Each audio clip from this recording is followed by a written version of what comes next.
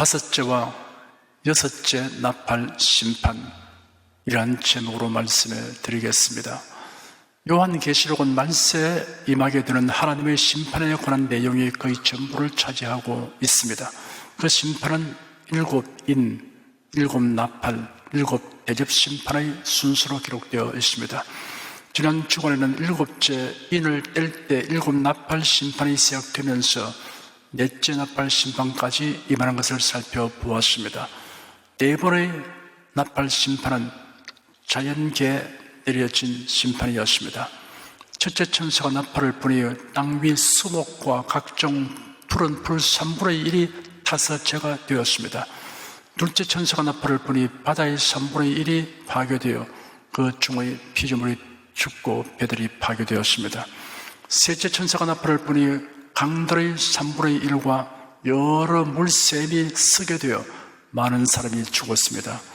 넷째 천사가 나팔을 부니 해와 달과 별들의 3분의 1이 어두워졌습니다. 이 시간 살펴보게 되는 나머지 세 번의 나팔은 인간에게 직접 내려지는 심판들입니다. 천사는 나머지 다섯째에서 일곱째까지의 나팔 심판에 관하여 땅에 가는 자들에게 화가 있으려다 라고 경고하였습니다. 이것은 하나님께서 사람들에게 회개하고 예수께로 돌아와 구원을 얻게 하시려고 압력을 가하시고 계심을 나타내고 있습니다.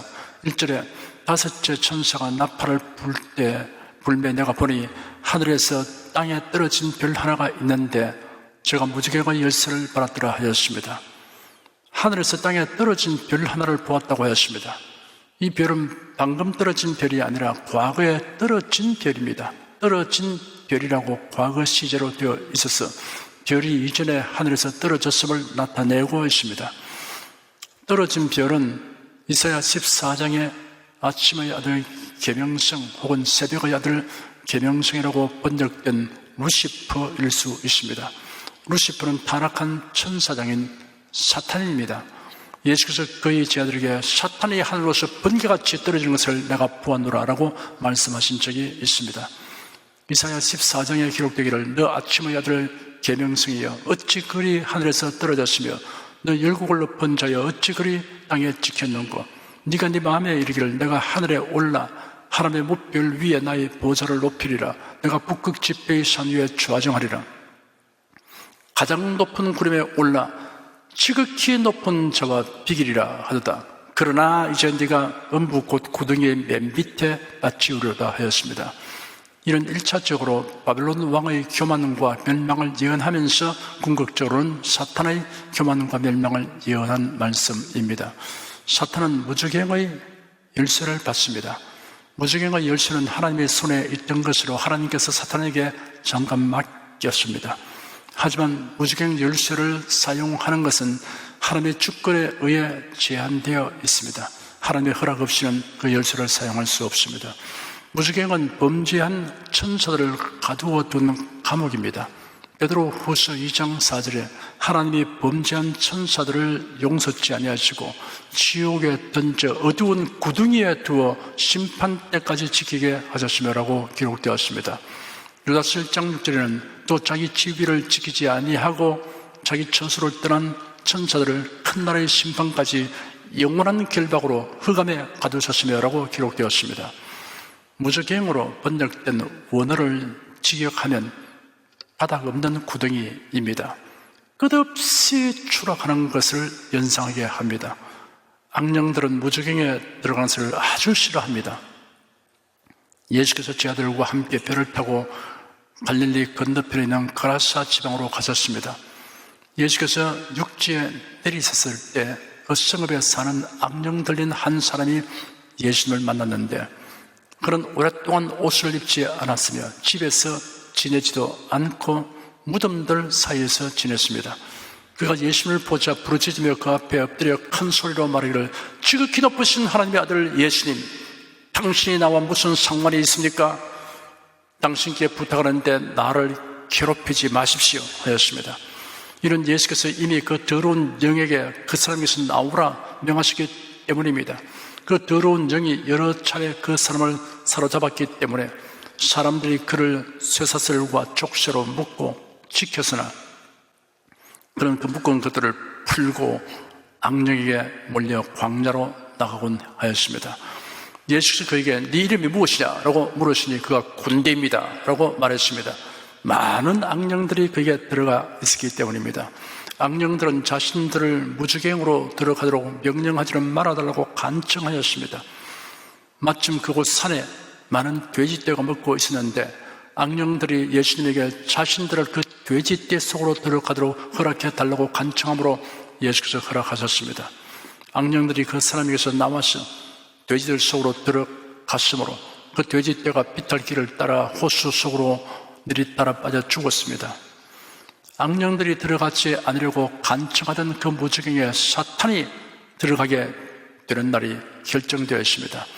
예수님이 오셔서 친히 다스리시는 천년왕국이 시작될 무렵에 하나님께서 사탄을 잡아 무지경에 던져 넣어버립니다. 그런 무지경은 사탄이 최후에 들어가게 되는 곳이 아닙니다. 사탄과 악령들뿐 아니라 적그리도와 거짓 선지자와 구원받지 못하는 자들이 모두 던져지게 되는 영원한 형벌의 장소는 불과 유황으로 타는 곳입니다. 2절에 제가 무지경을 여니 그 구멍에서 큰 풀무의 연기 같은 연기가 올라오며 해와 공기가 그 구멍의 연기로 인하여 어두워지며 하였습니다. 무지경을 여니 연기가 올라와서 해와 공기를 어둡게 하였습니다. 대화산 폭발이 일어났어. 그 연기와 제가 하늘을 덮음같이 전대미문의 연기가 대기권을 뒤덮을 것입니다. 3절에 또 황충이 연기 가운데로부터 땅 위에 나오며 저희가 땅에 있는 정갈의 권세와 같은 권세를 받았더라 하였습니다. 무지경에서 나오는 연기 가운데로부터 황충들이 땅 위로 나옵니다. 자연계에서 볼 수 있는 황충은 메뚜기과의 곤충입니다. 황충은 잡초를 먹거나 농작물에 막대한 피해를 입힙니다. 여기에 등장하는 황충들은 자연계의 메뚜기가 아닙니다. 무지경에서 나오는 악마적인 존재들입니다. 황충들이 바른 권세는 땅에 있는 정갈의 권세와 같다고 했습니다. 정갈은 가재같이 생겼는데 무서운 독을 가지고 쏘는 곤충입니다. 4절에 저희에게 이르시되 땅의 풀이나 푸른 것이나 각종 수목은 해하지 말고 오직 이마에 하나님의 입맞지 아니한 사람들만 해하라 하시더라 하였습니다. 황충들은 자연계에는 아무런 해를 주지 않고 사람들에게만 무서운 고통을 줍니다. 그런데 사람들 중에서 하나님의 입맞은 자들은 해치지 말고 하나님의 입맞지 아니한 사람들만 해치도록 제한되었습니다. 5절에 그러나 그들을 죽이지는 못하게 하시고 5달 동안 괴롭게만 하게 하시는데 그 괴롭게 하면 정갈이 사람을 쏠 때 괴롭게 함과 같더라 하였습니다. 황충들의 활동은 한정되어 있습니다. 사람들을 괴롭혀도 죽이지는 못하게 하고 괴롭히는 기간도 5달 동안으로 제한되었습니다. 황충들에게 고통당한 5달은 사람들에게 회개할 기회입니다. 죽은 후에는 회개할 수 있는 기회가 없습니다. 그 괴로움은 정갈이 사람을 쏠 때와 같다고 했습니다. 정갈은 긴 꼬리를 가지고 있는데 그 꼬리는 등을 지나 머리까지 꺾어 올릴 수 있습니다. 그 꼬리 끝에 구부러진 집게가 있습니다. 그 집게에서 독이 나옵니다. 보통 돌 밑에 들어가 있고 벽의 갈라진 틈으로 기어다닙니다. 고대 로마 병사들은 어떠한 고통도 눈 하나 깜짝하지 않고 견디도록 훈련되었습니다. 그런데도 애굽의 사막에서 정갈에게 물리면 도리 없이 비명을 지르고 고통으로 몸부림쳤다고 합니다. 정갈의 독침은 사람에게 극심한 고통을 줍니다. 6절에 그 날에는 사람들이 죽기를 구하여도 얻지 못하고 죽고 싶으나 죽음이 저희를 피하려다 하였습니다. 괴로움의 정도가 얼마나 지독한가를 나타내고 있습니다. 죽음이 오히려 위로가 될 정도입니다. 하지만 죽고 싶어도 죽음이 피한다고 했습니다. 사실 불신자에게는 죽음이 고통의 끝이 아닙니다. 죽음으로 육체의 장막이 무너지면 속사람인 그 영혼은 지옥에 도착하게 됩니다. 이런 실화가 있습니다. 감옥에서 죄수가 탈출하려고 온갖 궁리를 하던 그때 절호의 기회를 만났습니다. 대형 식료품 배달차가 들어온 것을 보았습니다. 기회를 엿보아서 용케도 들키지 않고 올라타서 짐짝 사이에 웅크리고 숨을 죽이고 있었습니다. 식료품 배달차가 곧 출발하여 감옥 밖으로 나가서 달렸습니다. 한참 후에 차가 완전히 머물러 섰습니다. 죄수는 재빨리 뛰어내렸습니다. 그러나 즉시 체포되었습니다. 그 식료품 배달차는 감옥에서 다른 감옥으로 운행되고 있었던 것입니다. 그는 탈옥죄로 인하여 형벌이 더 중하게 되었습니다. 구원받지 못한 사람에게 육신의 죽음은 고통이 종식되는 순간이 아니라 지옥으로 들어가는 과정입니다. 그러니 어찌하든지 이 세상에 살고 있는 동안에 예수 그리스도를 믿고 구원 얻은 성도가 되어야 합니다. 7절, 8절, 9절, 10절에 황충들의 모양은 전쟁을 위하여 예비한 말들 같고 그 머리에 금 같은 멸류관 비슷한 것을 썼으며 그 얼굴은 사람의 얼굴 같고 또 여자의 머리털 같은 머리털이 있고 그 이는 사자의 이 같으며 또 철흉갑 같은 흉갑이 있고 그 날개들이 쏠리는 병거와 많은 말들의 전장으로 달려들어가는 소리 같으며 또 정갈과 같은 꼬리와 쏘는 살이 있어 그 꼬리는 5달 동안 사람들을 해하는 권세가 있더라 하였습니다. 그 머리에 금 같은 멸류관 비슷한 것을 썼다라고 묘사했습니다. 멸류관이라고 하지 않고 멸류관 비슷한 것이라고 하였습니다. 금이라고 하지 않고 금 같은 것이라고 하였습니다.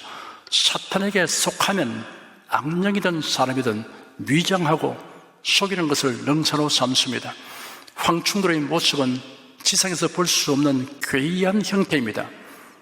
애굽의 피라미드 안에 앞에 있는 스핑크스처럼 사람과 짐승이 결합된 흉측하고 무시무시한 모양을 하고 있습니다.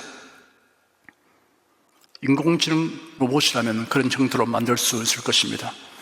어쨌든 사도 요한이 당시에는 듣고 본 적이 없고 상상도 해본 적이 없는 전투기, 장갑차, 탱크, 로봇을 보았다면 어떤 말과 방식으로 형용을 할 것인가를 생각해 보십시오.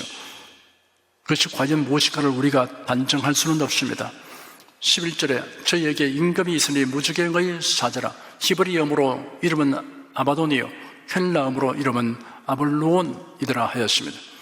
황충들에게 임금이 있다고 하였습니다. 황충들을 지휘 통솔한 임금의 이름이 히브리어로 아바돈, 헬라어로 아볼로온입니다. 멸망, 파괴라는 뜻입니다. 이 황충들의 임금은 파괴자, 멸망시키는 자라는 이름으로 불려질 것입니다. 12절에 첫째 화는 지나갔으나 보라 아직도 이후에 화 둘이 이르리로다 하였습니다. 황충들로 인하여 당하는 고통이 첫째 화였습니다. 앞으로 2가지 화가 남았습니다. 13절 14절에 여섯째 천사가 나팔을 불매 내가 들으니 하나님 앞 금단 네 뿔에서 한 음성이 나서 나팔을 가진 여섯째 천사에게 말하기를 큰 강 유브라데 결박한 네 천사를 놓아주라 하며 하였습니다. 하나님 앞 금단은 향단입니다. 향을 틔우는 제단은 성도들의 기도가 하나님께로 드려지는 것을 상징하는 곳이기도 합니다. 여섯째 천사의 행동은 성도들의 기도를 들어주는 하나님께로부터 명령되며 지시된 것입니다. 나팔 가진 여섯째 천사에게 큰 강 유브라테스에 결박된 네 천사를 풀어주라고 하였습니다. 유브라테스 강이 있는 지역은 인류 역사에 영향을 미친 의미 있는 일들이 있었던 곳입니다. 유브라테스 강은 아르메니아 산맥에서 발원하여 동남쪽으로 타우루스 산맥을 따라 흘러 바벨론 평야를 거쳐 티그리스 강과 합류하여 페르시아만으로 들어가는 큰 강입니다. 인류 최초로 하나님께 대한 반역이 있었던 에덴 동산이 바로 이 지역에 있었습니다. 이곳에서 최초의 살인 사건이 있었습니다. 이곳에서 니무롯이 하나님의 뜻을 거슬러 오만방자하게 바벨성을 쌓았습니다. 우상의 나라 바벨론 제국이 이곳에 세워졌습니다. 그러므로 이 지역은 하나님께 대한 반역이 되풀이 되는 곳입니다. 15절에 네 천사가 놓였으니 그들은 그 연월 일시에 이르러 사람 3분의 1을 죽이고 예비한 자들이더라 하였습니다. 그 날짜는 알려지지 아니하였으나 연월 일시까지 정확히 이미 작정되어 있다는 사실이 분명하게 드러나 있습니다. 네 천사는 지상에 대대적인 전쟁을 일으키게 합니다. 그래 인류의 3분의 1을 죽게 합니다. 이미 넷째 해를 뜰 때 인류의 4분의 1이 죽었습니다. 이제 그 나머지 인류의 또 3분의 1이 죽게 되니 불과 3년 반 동안에 인류의 절반이 죽게 됩니다. 16절에 마병대의 수는 2만만이니 내가 그들의 수를 들어노라 하였습니다. 2만만이란 2만의 만을 곱한 수로서 2억입니다. 요한이 이 예언서를 기록할 당시에는 온 세상에 2억의 인구가 없었습니다. 이런 유브라테스 동쪽에서 동원될 군대라고 해석하는 이도 있습니다. 역사를 통하여 볼 때 동양의 수행을 크게 공격한 일은 징기스칸 군대 외에는 없었습니다. 그러나 이 힘센 내천사를 풀어놓으심으로 해서 황색 인종이 유브라테스 넘어 중동으로 진격하게 됩니다. 벌써 오래전인 1964년 4월 28일자 워싱턴시의 연합통신사 기사에 존 H. 하이타워가 발표하기를 중공 군사 기밀 계획을 보면 중국 지도자들이 자기네들은 미국의 미사일 같은 장거리 핵무기에 패배를 당하지 않을 것이라고 믿는 것이 분명함을 뒷받침하여 준다. 그들이 공격을 당하게 되면 그들은 거대한 인력에 의존할 것이다 하였습니다. 중국에는 2억으로 추산되는 무장한 인명이 있을 것으로 평가되고 있습니다. 중국은 핵 보유 국가입니다. 경제력이 크게 신장되었고 최신 무기들을 생산하고 있습니다. 17절, 18절, 19절에 이같이 이상한 가운데 그 말들과 그 탄 자들을 보니 불빛과 자주빛과 유황빛 흉갑이 있고 또 말들의 머리는 사자머리 같고 그 입에서는 불과 연기와 유황이 나오더라. 이 세 재앙 곧 저 입에서 나오는 불과 연기와 유황을 인하여 사람 3분의 1이 죽음을 당하니라. 이 말들의 힘은 그 입과 그 꼬리에 있으니 그 꼬리는 뱀 같고 또 꼬리에 머리가 있어 이것으로 희하더라 하였습니다. 탱크들이 캐터필러 소리를 요란하게 내고 무한 궤도 바퀴를 종횡무진 이동하면서 길다란 포신으로 포탄이 발사되자 불과 연기와 유황이 나오는 광경을 묘사한 것으로 여긴다고 해도 크게 이상할 것 없습니다. 2000년 후의 전쟁 무기들을 환상 중에 보고 형용한 것일 수 있다는 점을 우리가 감안해야 합니다.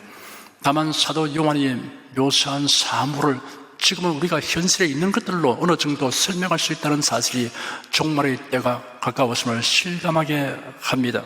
20절, 21절에 이 재앙에 죽지 않고 남은 사람들은 그 손으로 행하는 일을 회개치 아니하고 오히려 여러 귀신과 또는 보거나 듣거나 다니거나 하지 못하는 그 먼 동과 목석의 우상에 절하고 또 그 살인과 복술의 음행과 도둑질을 회개치 아니하더라 하였습니다. 이런 지경에서도 살아남은 사람들이 회개하지 않으니 사람의 완악하고 무지함에 놀라지 않을 수 없습니다. 오히려 하나님이 가정하게 여기는 죄악에 몰입합니다. 그 죄악을 5가지 항목으로 나열하였습니다. 첫째, 우상숭배입니다. 세상은 우상을 문화재라고 보호하고 있습니다. 둘째, 살인입니다. 각종 정보 매체의 역기능 영향으로 인명경시 풍족, 잔인성이 되어가고 있습니다. 컴퓨터가 살인, 자살을 유도하는 데 사용되는 경우가 있습니다. 서로 알지 못하는 사람들이 모여 동반자살을 하는 사건도 있습니다. 셋째, 복술입니다. 헬라어로 복술은 조제술이라는 의미를 가지고 있는데 마술, 마약이라는 의미를 가지게 되었습니다. 넷째, 음행입니다. 오늘날은 음행의 상대가 급속하게 다변화되고 있습니다. 동성뿐 아니라 각종 짐승까지 합법적인 대상이 되고 있습니다.